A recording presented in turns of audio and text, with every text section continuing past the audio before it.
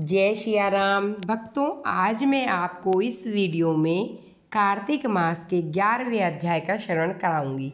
जिसको जप कर जीव हो भव से पार, 11वें अध्याय का कपिल करे विस्तार। एक समय जब समुद्र का पुत्र जलंधर अपनी स्त्री वृंदा के सहित असुरों से सम्मानित हुआ सभा में बैठा था, तभी गुरु शुक्राचार्य वहां पहुंचे, जिनके तेज से सब दिशाएं प्रकाशित हो गई। तब गुरु जी को आता देखकर असुरों सहित सागर पुत्र ने उठकर बड़े आदर से उन्हें प्रणाम किया।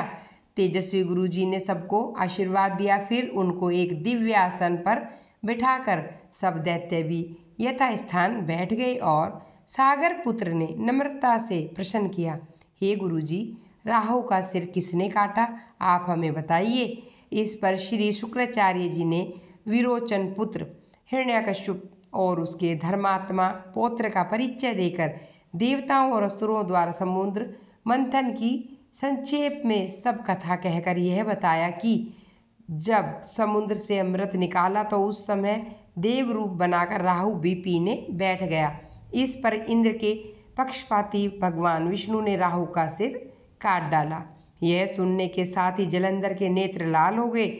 उसने बड़ा क्रोध किया। फिर उसने धमसर नामक दूत को बुलाकर गुरु का कहा हुआ सब वृत्तांत सुनाया और आज्ञा दी, तुम शीघ्र ही इंद्रपुरी में जाकर इंद्र को मेरी शरण में ले आओ। धमसर जलंधर का बड़ा निपुण दूत था। वह शीघ्र ही इंद्र की सुमर्दा नामक सभा में जा पहुंचा और उसने जलंधर के शब्दों में इंद्र से कहा, हे देवता, तुमने समुद्र को क्यों मथा, मेरे पिता के सब रत्नों को क्यों ले लिया? ऐसा करके तुमने अच्छा नहीं किया। यदि तू अपना भला चाहता है तो उन सब रत्नों सहित देवताओं के साथ मेरी शरण में आ जाओ, अन्यथा हे सुराधम, मैं सत्य कहता हूँ, तेरा राज्य ध्वंस कर दूंगा। इंद्र यह सुनकर बहुत विस्मित हुआ और कहने लगा, पहले सागर ने मेरे भय से सब पर्वतों को अपनी कुक्षी में क्यों स्थान दिया और मेरे शत्रु दैत्यों को क्यों रक्षा की? इसी कारण से मैंने उनके सब रत्न हरण कर लिए और सत्य कहता हूँ, मेरा द्रोही कभी सुखी नहीं रह सकता। इंद्र की बात सुनकर दूत शीघ्र ही जलंधर के पास आ पहुंचा और सब बातें कह सुनाई, जिन्हें सुनते ही दैत्य क्रोध के मारे अपने ओंठों को काटने लगा। देवताओं को जीतने के लिए उसने उद्योग आरंभ किया। फिर तो सब दिशाओं पातालों से करोड़ों दैत्य उसके पास आ गए। शुभ निशुभ सेनापतियों को साथ लेकर जलंधर इंद्र से युद्ध करने लगा। शीघ्र ही उसने इंद्र के नंदन वन में अपनी विशाल सेना उतार दी। वीरों की शंख ध्वनि और घोर गर्जन से इंद्रपुरी गूंज उठी।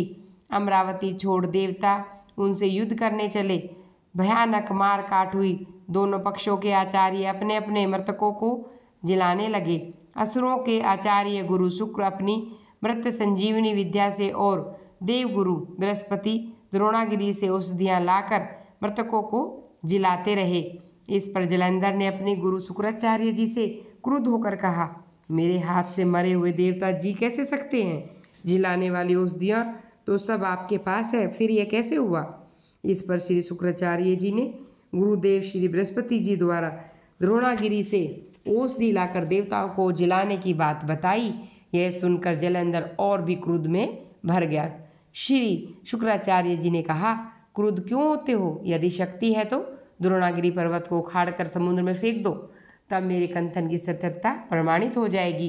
इस पर जलंधर क्रुद्ध होकर शीघ्र ही द्रोणागिरी पर्वत के पास जा पहुंचा और अपनी भुजाओं द्वारा उसे जड़ से उखाड़कर समुद्र में फेंक दिया।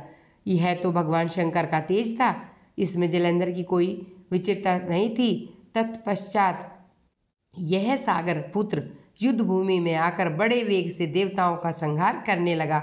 जब गुरु बृहस्पति औषधि लेने के लिए द्रोणागिरी पर्वत पर पहुंचे तो द्रोणागिरी की जगह वहां पर उन्हें सूना मैदान मिला।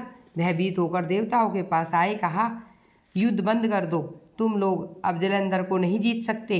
पहले इंद्र ने जो भगवान शंकर का अपमान किया, यह उसी का फल है। यह सुनकर देवता युद्ध की आशा त्याग अत्यंत ही व्याकुल हो इधर उधर भाग निकले। सिंधुसुत निर्भय होकर अमरावती में प्रविष्ट हो गया। इंद्र आदि सब देवताओं ने गुफाओं में शरण ले ली। बोलो विष्णु भगवान की जय।